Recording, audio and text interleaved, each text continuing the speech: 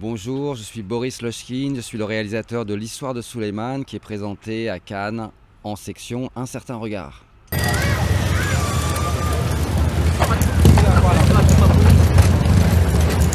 La commande pour Tristan, s'il vous plaît. Ouais. Merci. Oh, Khalil. C'est l'histoire d'un livreur à vélo dans les rues de Paris qui donc travaille pour une application pour livrer des repas.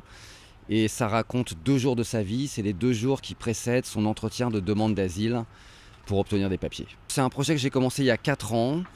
J'avais un peu depuis longtemps l'idée de refaire un film autour de questions de personnes sans papier ou de migrants. J'avais fait mon premier film qui s'appelait Hope, qui est présenté ici à la Semaine de la Critique il y a 10 ans maintenant, racontait l'histoire de 2 Africains sur la route. Souvent dans les débats qui avaient suivi le film, on me demandait mais qu'est-ce qui se passe pour eux après, une fois qu'ils sont en Europe? Est-ce que vous voulez pas faire un film sur la suite, faire un film? Donc c'est pas la suite de ce premier film, c'est pas un sequel, mais voilà, c'est la poursuite quand même d'un même travail sur l'immigration, sur ces personnes dont les vies sont marquées par ça, qui me semblent des histoires de vie très fortes et qu'on raconte pas beaucoup. Donc j'ai commencé à travailler sur ce projet il y a 4 ans. Et c'était au moment du Covid en fait.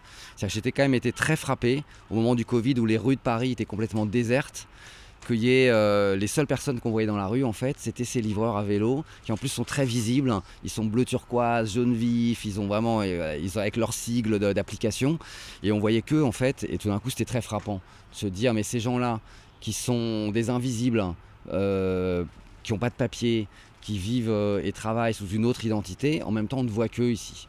On ne voit qu'eux, mais personne ne connaît leur histoire. Donc ça m'a donné très envie et à partir de là j'ai commencé à creuser. J'ai commencé par un travail d'enquête, donc j'ai commencé en rencontrant plein de livreurs comme ça pour comprendre de quoi était fait leur vie, comment ils travaillaient, comment ça se passait pour eux.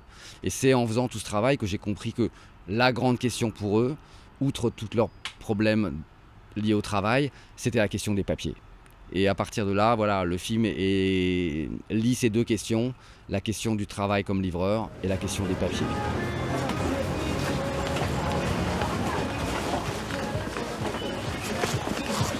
Selfie, s'il te plaît. Souleymane. Encore ce problème à la con.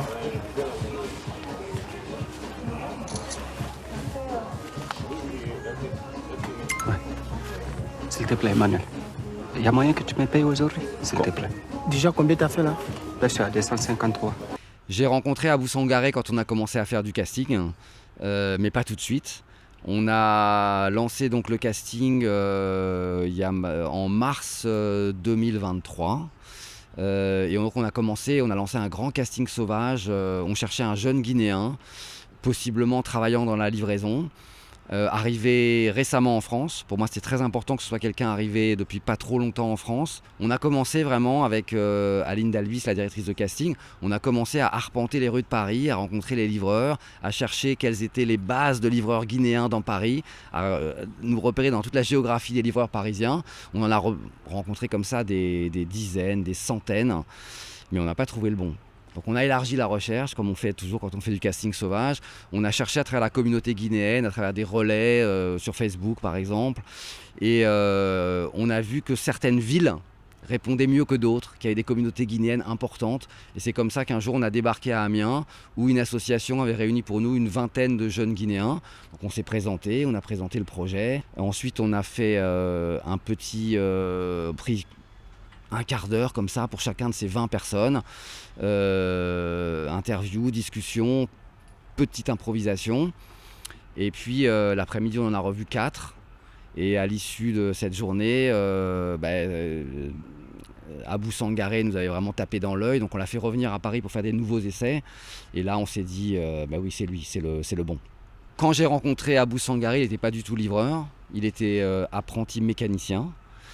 Et évidemment, il fallait en faire un livreur. Donc il est allé travailler à Paris avec d'autres livreurs, avec Mamadou qui joue un petit rôle dans le film. Ils ont fait 2-3 semaines de livraison, vraiment comme ça, tous les deux, pour livrer, pour se familiariser avec toute la gestuelle, qui souvent pour un acteur est un bon support pour lui. Et ensuite, on a commencé un gros travail de répétition. Ça me semblait très important pour le film, sachant que quasiment tout le cast, à part Nina Meurice bien sûr, mais qui n'est que dans la dernière scène du film, tout le cast ce sont des non-professionnels.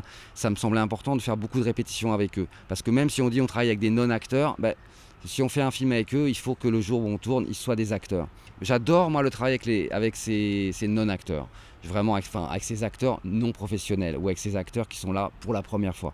En fait, ça demande avant tout, plus qu'un travail de direction, c'est un travail d'attention à eux. C'est-à-dire qu'il faut comprendre comment ils sont, comment ils fonctionnent, comment ils parlent, là où ils sont bons, là où ils sont moins bons. Et c'est plutôt en m'adaptant à eux qu'en leur demandant de rentrer dans mon monde que ça va marcher.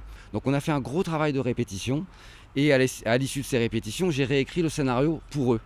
Ce que je fais toujours, mais là vraiment on l'a fait en se nourrissant vraiment de toutes ces répétitions, ce qui veut dire que toutes les scènes sont réécrites en prenant leurs mots, en prenant non seulement leurs mots, mais leur manière de jouer les scènes. C'est-à-dire qu'on les a essayées ensemble pour voir comment ça marchait bien pour eux. Et ça fait qu'on a un scénario qui est parfaitement taillé sur mesure pour eux. Et comme ça marche. Monsieur, s'il vous plaît. Prends le bus. S'il vous plaît, monsieur. C'est mort. Monsieur.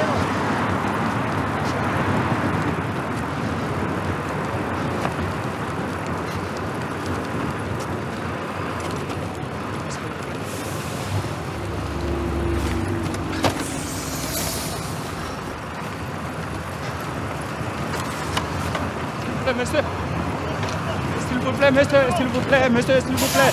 Il fait froid, s'il vous plaît, je ne peux pas passer la nuit dehors. S'il vous plaît, monsieur. S'il vous plaît. S'il vous plaît, monsieur. Depuis le début, je savais que je voulais faire un film sur une durée très courte. J'avais un petit peu comme ça, en ligne de mire, comme film un peu référence. Je pensais notamment à ce film roumain, 4 mois, 3 semaines, 2 jours, que j'adore, ou à certains films des frères Safdie, pour avoir cette urgence du personnage, qui me semblait aller complètement avec ce personnage de livreur.